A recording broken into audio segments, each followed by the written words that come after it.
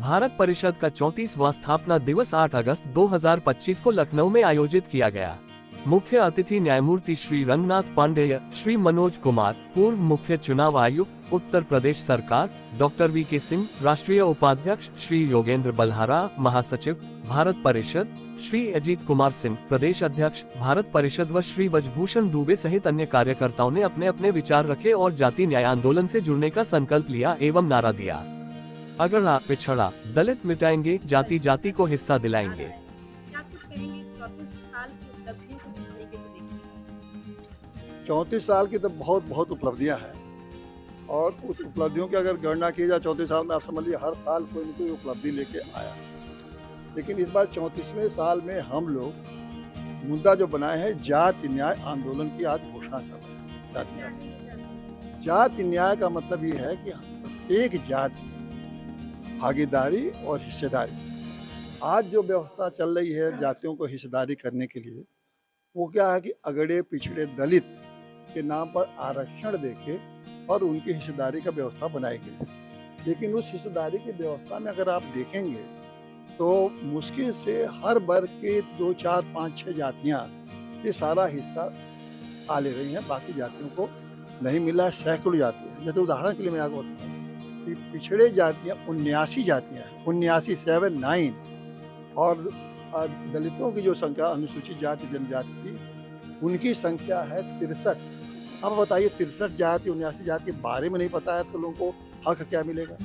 जैसे तो ये जो खाली ऊपर की जातियां हैं, ये तो बड़ा नैतिक काम हो रहा है ना इस व्यवस्था से कि आप 4-6 जातियों को तो लाभ मिल रहा है जाति के नाम पर, पिछड़े के नाम पर, दलित के नाम पर, लेकिन बाकी लोगों का क्या पिछड़े के नाम पर तो हक ले रहे हैं ना, उन लोगों को तो कुछ मिल नहीं रहा। तो उनको कैसे हक दिलाया जाए? तो हम लोगों ने कहा कि तो बड़ी अनैतिक और संवैधानिक शोषण वाली व्यवस्था है कि आप पिछड़े के नाम पर 2-4 जातियाँ फायदा उठा रही हैं और 70, 80 तो 60, 65 जातियाँ बिना कुछ पाए ही रह रही है।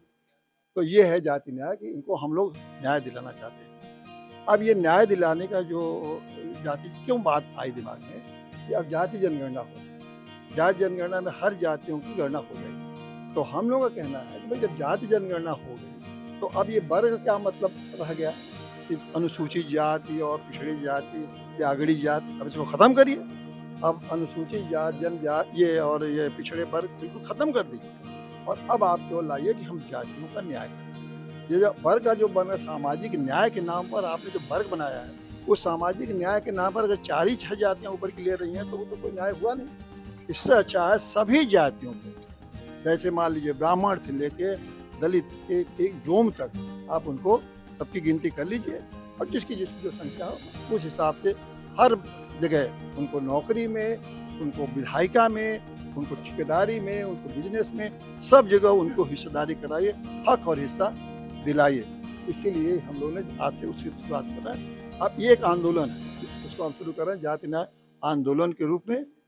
हम लोग हर गांव में एक जाति न्याय कमेटी बनाएंगे, जाति न्याय कमेटी, और उस जाति न्याय कमेटी में हर जात के लोगों को जिनको मौका आज तक कभी नहीं मिला उनको मौका देंगे, उनको शामिल करेंगे और उसके बाद गांव-गांव से उठा के राष्ट्रीय स्तर पर हम जाति न्याय का आंदोलन छोड़ेंगे। अब सामाजिक न्याय का युग खत्म, जाति न्याय के युग की शुरुआत करें। आज परिषद के स्थापना दिवस में एक आंदोलन की शुरुआत है, जाति न्याय आंदोलन।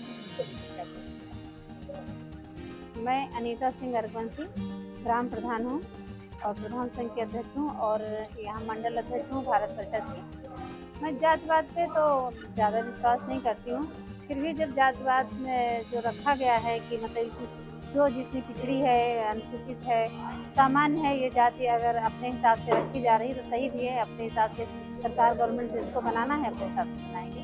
और मैं भ्रष्टाचार के खिलाफ रहती हूँ, मुझे भ्रष्टाचार बिल्कुल भी पसंद नहीं।